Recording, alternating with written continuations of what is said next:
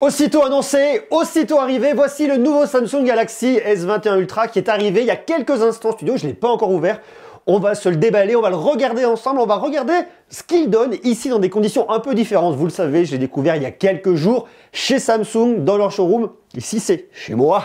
Les conditions sont quand même relativement différentes. On va donc prendre le temps de l'ouvrir, de le regarder ensemble, de se l'unboxer. Et puis d'ici quelques jours, on se parlera de ça là. Ça, je sais pas si ça vous parle. Ce sont les nouveaux Samsung Galaxy Buds Pro. Les nouveaux petits buds de Samsung qui ont de la réduction de bruit actif, qui ont l'air d'être vraiment extrêmement sympa. Donc ça, on en parle dans quelques jours.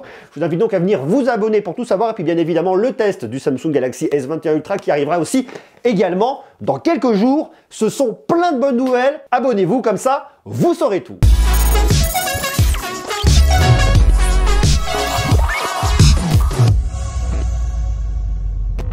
Je suis très heureux d'avoir ces deux nouveaux produits, bien évidemment on va s'en parler d'ici quelques jours de cela. Pour l'instant on se concentre vraiment sur celui-là, le Samsung Galaxy S21 Ultra. Déjà vous le voyez, la boîte est beaucoup plus fine. Pourquoi? Parce que vous n'avez absolument pas de bloc de charge à l'intérieur pour des questions écologiques. Alors attendez, on va s'ouvrir ça, on va regarder. Oh, viens par là. Ouh, c'est beau. Viens là toi. Ah, ça j'aime beaucoup. On va commencer, hop, par s'enlever ces petits trucs qui ne servent strictement à rien et qui prennent de la place. Un truc que je remarque vraiment, c'est l'épaisseur du bloc. Ce qui fait que si je viens le poser là, j'ai un déséquilibre qui est vraiment extrêmement prononcé. Je peux même faire du morse. Au bon vieux morse comme à l'époque du Far West. Mais bon, et souvent vous allez mettre une coque de protection derrière, donc ça va venir rééquilibrer l'histoire. C'est vrai qu'il est assez massif hein, quand même ce bloc. Mais de notre côté, il est quand même très sympa. Et personnellement, voilà, ça va pas vraiment me déranger. Et comme ça, j'aime bien cette couleur, je la trouve vraiment extrêmement élégante. À l'intérieur de la boîte, puisqu'on n'a plus de bloc de charge, qu'est-ce qu'on va retrouver? Alors, oulala, et ça me fait vraiment bizarre, hein, vous voyez, de pas trouver de bloc de charge comme ça. Ça, c'est vraiment très surprenant. Qu'est-ce que j'ai ici? Alors attendez, de quoi ouvrir mon tiroir de cartes SIM? Ça c'est bien évidemment logique. Comment ça s'ouvre leur truc là? Samsung, comment ça s'ouvre ça? Peut-être par là? Ah, par là, Monsieur Greux est un boulet.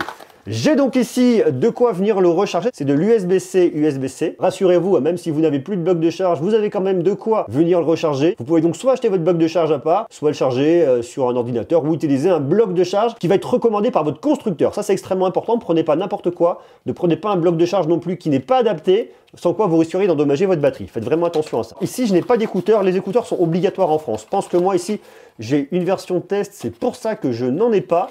Mais vous devriez avoir des écouteurs avec, ce qui est une obligation. Hein. C'est légal, hein, donc ils vous les mettront. Ici, ce qu'il faut savoir, c'est que vous avez un dos qui est complètement mat. Ça évite de laisser des traces de doigts. Et je trouve ça plutôt bien. C'est assez malin, très bien réussi. Ça donne un côté très premium. Et surtout, ce qui est très rigolo, c'est que ça vient harmoniser la gamme. Puisque là, vous avez le modèle Ultra avec le dos en verre pour de la recharge notamment à induction, mais vous avez le Samsung Galaxy S21, le tout premier, qui a un dos en plastique. On en reparlera plus tard lors des tests. On a à peu près le même effet visuel entre le S21 et le S21 Ultra. La différence ici, c'est que vous avez un toucher qui est quand même beaucoup plus froid, puisque c'est un dos en verre et non pas en plastique. Voilà. Ça, il faut se le dire. Par contre, ce qui est bien, c'est qu'ici, vous avez un verre Corning Gorilla Glass Victus. C'est l'équivalent du Corning Gorilla Glass 7, qui est présent à l'arrière, mais également à l'avant, ce qui va vraiment venir protéger votre smartphone. Et par contre, il fait quand même, lui, c'est 228 grammes. C'est pas le plus léger, on le sent quand même. On sent vraiment le poids. Autre point que j'aime bien, vous avez un capteur d'empreinte digitale qui est 70% plus large et qui déverrouille rapidement. Et surtout, ici, un des points forts de ce smartphone, c'est son écran. Je vous l'ai déjà dit lors de ma vidéo de présentation, c'est du Dynamic AMOLED 2X. Surtout un très grand écran de 6,8 pouces. Vous avez un taux de rafraîchissement 120 Hz adaptatif. Allez, je vous montre, on va aller dans les paramètres. C'est ici, côté écran, fluidité des mouvements adaptative. L'idée de ce 120 Hz adaptatif, c'est qu'il va venir choisir automatiquement entre les différents taux de rafraîchissement. Et ce qui est super intéressant, c'est que ici, il va venir choisir entre du 11 Hz jusqu'à 120 Hz. Le 11 Hz, surtout pour le Always On Display. Là, il est en train de se télécharger plein de trucs. Il me fait du bruit. J'ai à peine de l'ouvrir, hein, c'est pour ça. Contre les S21 et S21 Plus, vous partez de 48 Hz jusqu'à 120 Hz. Si vous avez une application qui ne nécessite pas du 120 Hz, vous allez moins consommer. Ça mènera votre batterie beaucoup plus loin. Vous pouvez aussi vous mettre en mode standard si vous le souhaitez. Là par contre vous aurez que du 60 Hz et là globalement pour moi c'est vraiment vous priver de fluidité, ça ne sert strictement à rien. Donc vous restez bien sur l'adaptatif. Autre chose qui est assez intéressante là-dessus, c'est que vous avez effectivement une protection pour le confort visuel. Ça va venir lutter contre la lumière bleue. Ça c'est un truc qui est vraiment important je pense à venir activer ici. C'est, faites voir si je le pousse à fond la luminosité. Oh, c'est extrêmement lumineux. Hein. Ça c'est très lumineux. On va venir baisser un peu. Ça sert à rien de pousser un peu trop. Côté logiciel, je vous en parlerai une prochaine fois, mais on est sur One UI 3.1. Vous faites un double tap dessus, ça l'éteint. Double tap dessus, vous le réveillez. Capteur d'empreinte digitale, vous déverrouillez. Ça, c'est des petites nouveautés logicielles, mais c'est assez marrant, pourquoi pas. Autre point qui est super intéressant ici, c'est la résolution de votre smartphone, puisque vous pouvez monter jusqu'en WQHD+. Moi, par défaut, il me l'a mis en Full HD+. Moi, je vais le pousser ici en WQHD+. Vous pouvez cumuler le WQHD+, en 3200 par 1440, c'est écrit ici, que noir sur blanc, et en même temps, avoir un taux de rafraîchissement en 120 Hz. Autre point qui est sympa, c'est que vous avez des haut-parleurs stéréo, haut-parleurs situés bien évidemment juste en bas ici, et un deuxième haut-parleur qui est situé en haut. Alors je vous dirai d'ici quelques jours dans le test ce que j'en pense, je donnerai mon retour, donc je vous invite une fois de plus à venir vous abonner, comme ça vous saurez tout et vous ne louperez absolument rien. Il y a un point que j'ai vraiment hâte de découvrir en testant justement ce nouveau Samsung Galaxy S21 Ultra, c'est la performance donnée grâce au nouveau processeur Exynos 2100.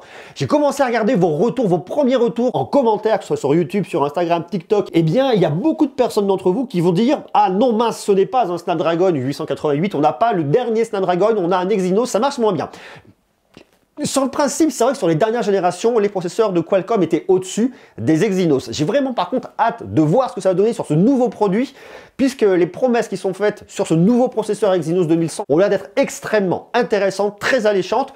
En plus de ça, il est épaulé avec soit 12 Go de RAM, soit 16 Go de RAM sur le modèle Ultra. Il faut savoir que sur les S21 et S21 Plus, vous avez 8 Go de RAM, ce qui est déjà très très bien, mais là, on est quand même 2 crans au-dessus, 12 ou 16 Go de RAM. Alors attention, vous avez deux configs. En 12 Go de RAM, vous avez soit 128, soit 256 Go de stockage, mais pour avoir le 16 Go de RAM, eh bien, il faudra choisir la version la plus chère avec 512 Go de stockage. A noter ici que vous avez aussi la plus grosse batterie. On a un écran qui est un peu plus grand par rapport au S21 Plus, on a 0,1 pouce de différence. Ici, vous avez une batterie de 5000 mAh. Et c'est ça qui est assez intéressant cette année, c'est que, vous le voyez, je vous l'ai dit, je vous le redis ici, c'est qu'on a une boîte qui n'est pas très épaisse. C'était déjà le cas l'année dernière avec Apple, avec les iPhone 12, du fait que vous n'ayez plus de bloc de charge à l'intérieur. On va forcément gagner en taille de boîte. Enfin, je ne sais pas si on gagne, en tout cas, on perd un accessoire à l'intérieur. Ça m'a toujours fait râler l'année dernière lorsque j'en parlais avec Apple, j'en parle bien évidemment ici, ça me fait toujours un peu râler. Je me suis habitué à l'idée de me dire, ok, que maintenant on n'aurait plus de blocs de charge à l'intérieur, on va pouvoir utiliser soit les blocs de charge des années précédentes, soit acheter le bloc de charge en plus, tout ça dans une idée éco-responsable. Ça ne sert à rien d'avoir plein de blocs de charge qu'on n'utilise plus et qu'on jette quelque part, ou je ne sais pas ce qu'on en fait, qui dorment dans les placards, alors que vous pouvez les utiliser sur les modèles des années ultérieure. Et quant à la vitesse de charge, vous êtes ici sur une charge 25 watts maximum. Il faut savoir qu'il vaut mieux charger ces batteries un peu plus lentement pour ne pas les endommager. 25 watts, ça reste de la recharge rapide. On s'en parlera également d'ici quelques jours dans le test, mais pour moi ici, il n'y a absolument rien de choquant. Et ensuite, une des parties qui nous intéresse le plus, c'est la partie photo et vidéo, puisque ces Samsung Galaxy S21 sont vraiment axés sur la photo et la vidéo. Alors vous le voyez ici, vous avez plusieurs capteurs, on va essayer de voir à quoi ils servent tous. Vous avez la même configuration en termes de mégapixels et en termes d'ouverture que ce qu'on avait l'année dernière avec le Samsung Galaxy S20 Ultra. Par contre, ici, on a de nouveaux capteurs. Donc, une fois de plus, on verra le résultat dans le test. En haut, ici, c'est votre ultra grand angle. C'est un 12 mégapixels. Vous avez en dessous, juste ici, le grand angle. C'est votre capteur principal. C'est le 108 mégapixels. Juste là et juste là, vous avez deux téléobjectifs. Dans les deux cas, on a 10 mégapixels. Celui que vous avez sur la partie de droite, eh bien, c'est un téléobjectif avec un zoom optique x3, tandis qu'en dessous, vous avez un zoom périscopique avec un zoom optique x10 et jusqu'à x100 grâce au Space Zoom. Et ça, une fois de plus, on le verra très très bientôt.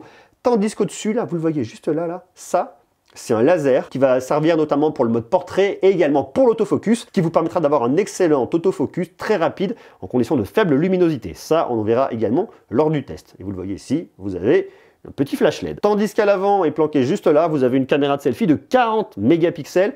J'aurais aimé cette année que Samsung nous mette une caméra planquée sous l'écran.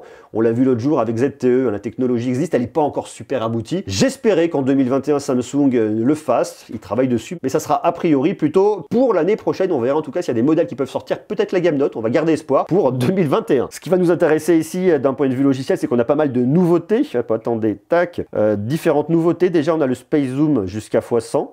Bon, ici, il n'y a pas grand-chose à venir chercher avec le Space Zoom sur ma table, donc ça sert strictement à rien. Mais surtout, ce qui nous intéressait, c'est dans le plus, on a notamment, c'est ce qu'ils appellent la vue du réalisateur. Ça, je vous l'ai déjà montré l'autre jour. Vous avez la caméra de selfie ici en picture in picture, donc ça vous sortira un seul fichier vidéo. Vous avez en plus ici votre ultra grand angle, téléobjectif 1 et vous avez le téléobjectif 2. Donc vous allez choisir ce que vous allez pouvoir avoir ici, à voir si c'est vraiment intéressant et s'il y a vraiment des usages. On verra ça également une prochaine fois. Autre truc qui est assez intéressant, Et je vous le montrerai également lors du test. C'est le mode single take, c'est la nouvelle version du mode single take. On se le regardera également. Vous avez un mode single take de 10 secondes. On peut monter jusqu'à 15 secondes et 5 secondes minimales. Et puis surtout, ce qui est aussi très intéressant, c'est en vidéo. Vous pouvez venir filmer, c'est marqué ici, jusqu'en 8K à 24 images par seconde.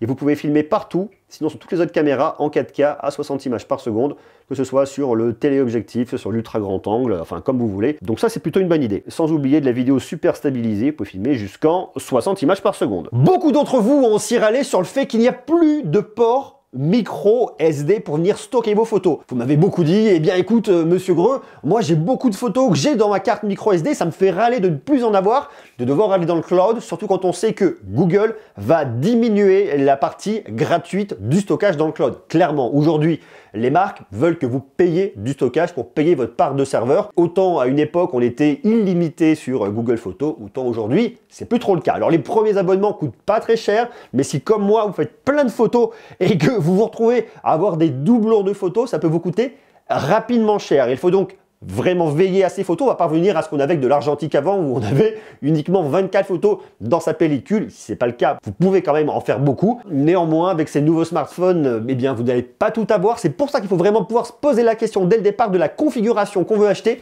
Déjà 128 Go de stockage, vous avez de quoi faire. Maintenant, posez-vous la question de votre usage aujourd'hui, du nombre de photos que vous allez faire. On parle de photos, mais on parle également de films que vous téléchargez. On parle également de musique. Donc, posez-vous la question de votre consommation globale sur cette année 2021, mais également potentiellement sur 2022, voire 2023, puisque c'est un smartphone que vous allez pouvoir garder 3 ans sans aucun problème. Ici, en plus, vous avez une techno qui est assez intéressante. C'est du Wi-Fi 6E. C'est un peu un Wi-Fi 6 amélioré. C'est en tout cas la dernière techno de Wi-Fi 6 qui est incorporée ici dans ce modèle, puisque c'est l'Ultra, puisqu'on a ce qui se fait de mieux.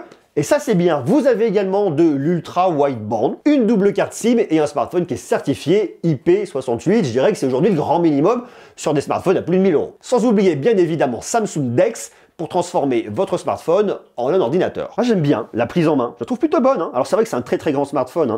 Il y a un moment où vous allez devoir venir l'utiliser à deux mains parce qu'à une main, vous allez un petit peu galérer. Mais j'aime bien le format. Il faut aimer les grands smartphones. Il faut aimer ce qu'on appelait à l'époque les phablettes. Les 6,8 pouces, c'est énorme. On est quasiment 7 pouces. On n'a pas encore franchi le cap, mais je sens que ça sera pour très bientôt. Les smartphones s'allongent. Pour du contenu multimédia, ça a un sens. Pour venir regarder des séries, des films comme ça a un sens. C'est plutôt pas mal. On trouve après un grand classique, les boutons de volume, bouton pour l'allumer, votre tiroir de carte SIM qui est planqué juste ici avec une double SIM, ça c'est plutôt sympa. Laissez-moi enlever les plastiques, laissez-moi le préparer complètement et on en reparle lors du test d'ici quelques jours, puisque je peux vous assurer que là-dessus, il y a beaucoup de choses à raconter. On a donc 3 configs, 3 tarifs différents.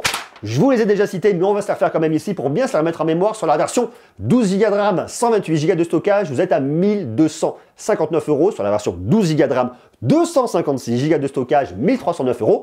Et sur la version 16 Go de RAM, qui montre les muscles, avec 512 Go de stockage, 1409 €. Dites-moi, est-ce que ce Samsung Galaxy S21 Ultra pourrait vous intéresser? Si oui, quel config, quel point négatif vous avez relevé? J'ai noté l'absence d'une bloc de charge. J'ai noté également l'absence de port micro SD. Maintenant, dites-moi vous si vous avez noté d'autres points qui vous sembleraient être plutôt négatifs. Et surtout, qu'est-ce que vous aimez et pourquoi est-ce que vous pourriez potentiellement aller vous positionner sur ce nouveau Samsung Galaxy S21? D'ailleurs, si vous intéresse, vous avez mis les liens en bas dans la description. Je donne rendez-vous très vite pour parler de ce smartphone, vous dévoiler le test et bien évidemment parler également des Samsung Galaxy Buds Pro. Et ça, c'est super!